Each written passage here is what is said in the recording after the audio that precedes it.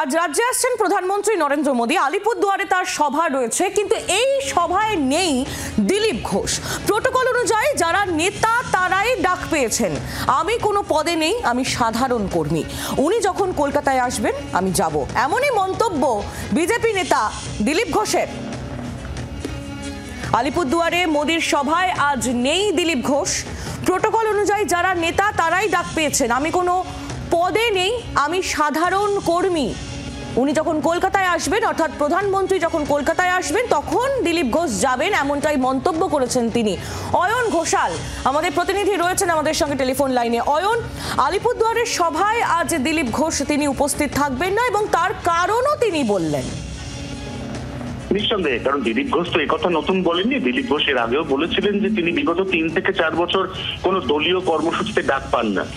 কেন পান না সেটাই হচ্ছে রাজনৈতিক চর্চার বিষয়। কারণ পশ্চিমবঙ্গে বিধায়কের সংখ্যা যার হাত ধরে 77 হলো, পশ্চিমবঙ্গের সাংসদের সংখ্যা যার হাত ধরে 18 হলো, তিনি দলে এই মুহূর্তে কেন ব্রাত্য, কেন তিনি বিগত যে নির্বাচন লোকসভা সেই নির্বাচনে পরাজয়ের পর থেকে কোনো কর্মসূচিতেই ডাক পান না, এর উত্তর তার দেওয়ার কথা নয়, তিনি দিতেও চাননি।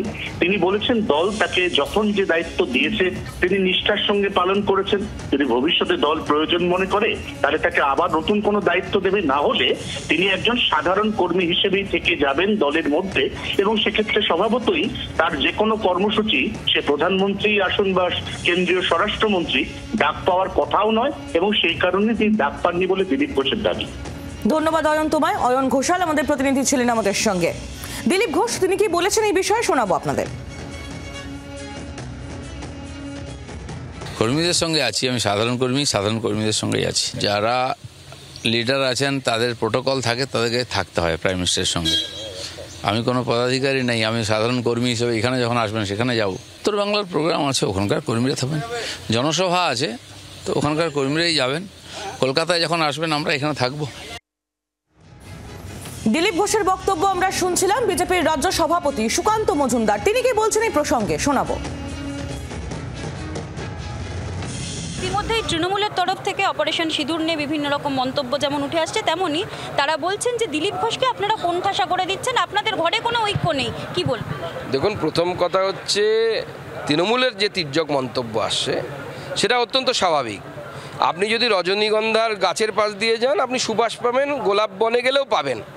ভাগাড়ে গেলে যদি সুবাসের আশা করেন, ভাগাড়ের পাশ দিয়ে গেলে ভাগাড়ের পচা মাংসের গন্ধ পাবেন, নর্দমা দুর্গন্ধ পাবেন। তো তৃণমূল কংগ্রেস হচ্ছে ভাগাড়ের পাশ দিয়ে গেলে তো সেরকমই। দিলীপ ঘোষ নিয়ে যেটা বারবার করে যেটা বলা হচ্ছে তাতে কি আপনারা অস্বস্তিতে পড়ছেন? তৃণমূলের মাথা ঘামানোর প্রয়োজন নেই তো, আমাদের ঘরের বিষয় আমরা বুঝবো।